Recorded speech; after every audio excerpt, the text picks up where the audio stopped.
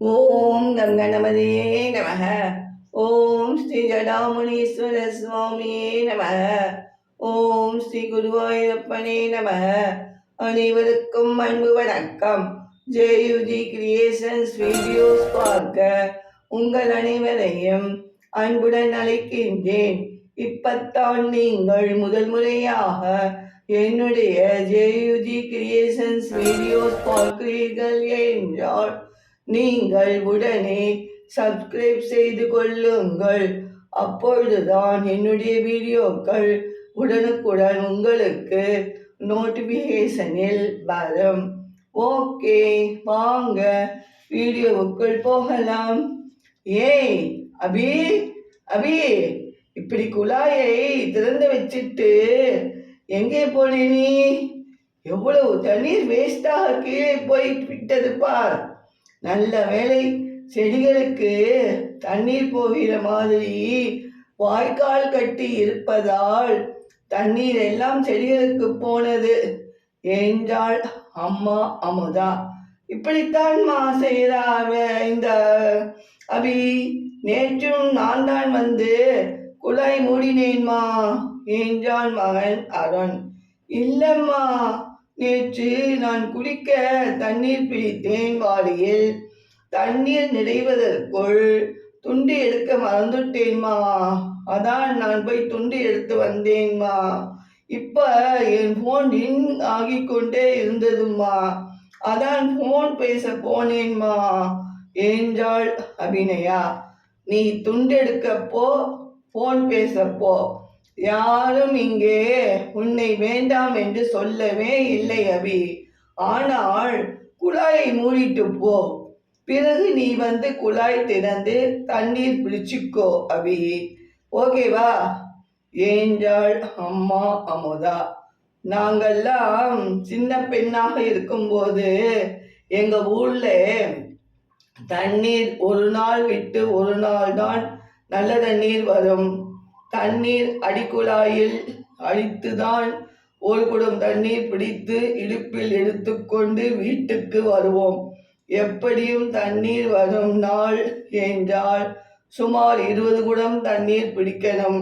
அதுவும் வரிசையாக நாம் பிடிக்க முடியாது. ஒருவர் 4 குடம் தண்ணீர் அடித்து பிடித்தால் அடுத்து இன்னொருவர் வந்து விடுவார். வரிசையில் நின்றுதான் தண்ணீர் பிடித்து வருவோம், தெரியுமா என்றாள் அம்மா அமுதா. அப்போ 1 மணி நேரம் மேல் ஆகிவிடுமேம்மா என்றான் மகன் அருண். ஆமாப்பா அருண், சில சமயம் 4 நாள் கூட தண்ணீர் வராதுப்பா. உப்பு தண்ணீர் போய் பிடித்து வருவோம். பாத்திரம் தேய்க்க, துணி துவைக்க, குளிக்க எல்லாம் உப்பு தண்ணீர் பயன்படுத்தி கொள்வோம். மிகவும் சிரமப்பட்டுத்தான் இப்போ நாம் இந்த நிலைமைக்கு வந்து இருக்கோம். அதனால் தான் சொல்கிறேன் என்றாள் அம்மா அமுதா. உங்களுக்கு குழாய் திறந்தவுடனே தண்ணீர் வந்து விடுவதால் சிரமம் இப்போ தெரிவதில்லை. இஷ்டத்துக்கு குழாய் திறந்து வச்சுட்டு போறா இந்த அபி என்றாள் அம்மா அமுதா. மா மா, ஐ எம் வெரி வெரி சாரிம்மா. இனிமே ஒரு நாளும் நான் இப்படி செய்ய மாட்டேன்மா, போதுமா என்றாள் அபிநயா. என்ன காலங்காத்தாலே பஞ்சாயத்திங்கே கேட்டுக்கொண்டே வந்தார் அபியின் அப்பா அரவிந்த். நடந்ததை சொன்னாள் அமுதா.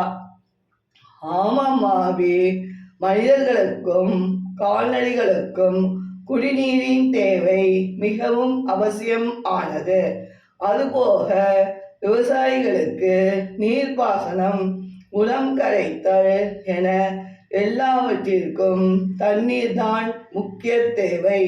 நாம் குளித்து சுகாதாரமாக இருக்கவும், நம் துணிமணிகளை துவைக்கவும், உணவு சமைக்கவும், பாத்திரம் தேய்க்கவும் என எல்லாவற்றுக்குமே தண்ணீர் மிகவும் அவசியம்மா. அப்பா, நீர் மின்சாரம் தயாரிப்பதிலும் தண்ணீர் பயன்படுத்தப்படுகிறதே, அதை விட்டுட்டீங்களே என்றான் மகன் அருண். ஆமாம்பா, சரியா சொன்னே அருண். கோடையில் கொளுத்தும் வெயிலில் 10 அடி தூரம் நடந்தாலே வேர்த்து விறுவிறுத்து விடுகிறது. வியர்வை அதிகம் வெளியேறுவதால் தாகம் அதிகரிக்கும். தாகத்தை தணிக்க குடிநீர், குளிர்பானம், இளநீர் என பல வகைகள் இருந்தாலும் சுத்தமான குடிநீருக்கு நிகர் ஏதுமே இல்லை பாருன். அதிலும் மண்பானை தண்ணீருக்கு நிகரே கிடையாதுப்பா. தண்ணீர் மனிதனின் அடிப்படை தேவைகளில் மிக மிக முக்கியமானது. தண்ணீர் இன்றி ஒருவரும் உயிர் வாழ முடியாது என்றார் அப்பா அருண். மொத்தத்தில் தண்ணீரால் தான் குடிநீர், சமைத்தல், விவசாயம், தொழிற்சாலைகள், மின்சாரம் தயாரித்தல் என பல பயன்பாடுகள் உள்ளன. ஆமை கரெக்ட் தானேப்பா கேட்டான் அருண். கரெக்டா சொன்னேன் அருண். எனவே நாம் எப்பவும் தண்ணீரை வீணாக்காமல் தேவைக்கேற்ப பயன்படுத்துவோம் என்றார் அப்பா அரவிந்த். சரி வாங்க எல்லாரும், டிஃபன் ஆறி போகுது, சாப்பிடலாம் என்றாள் அம்மா அமுதா. என்னம்மா டிஃபன் கேட்டான் அருண். உங்கள் எல்லாருக்கும் பிடித்த பூரி மசாலா தான். மசாலா ஆல்ரெடி செய்துட்டேன். நீங்க சாப்பிட உட்கார்ந்ததும் சுட சுட பூரி போட்டு தருகிறேன் என்றாள் அம்மா அமுதா. அம்மானா அம்மாதான் என்றான் அருண். போதும் ஓவரா சீன் போடாதே போடா என்றாள் அபிநயா. விடும்மா அபி, சின்ன பையன் தானே என்றார் அரவிந்த். இது போன்ற வீடியோக்களுக்கான சப்ஸ்கிரைப் செய்து கொண்டு தொடர்ந்து கண்டுகளியுங்கள். நன்றி, வணக்கம்.